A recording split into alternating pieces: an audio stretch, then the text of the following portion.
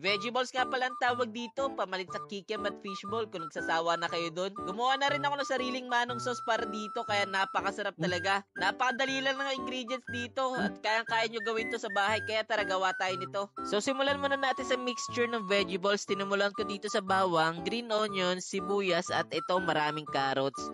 So kayong bahala kung mag-add pa kayo ng ibang gulay pero dapat walang karne. So maglalagay ako dito ng harina, baking powder, paminta, asin, asukal, tsaka tong magic sarap na magpapasarap talaga dito. So baka naman magic sarap. So haluin lang muna natin at maglalagay tayo ng malamig na tubig dito. Then after nito maglalagay lang tayo ng isang itlog. So ayun lang muna dahil medyo malabnaw pa nga maglalagay tayo dito ng 1/2 cup na harina.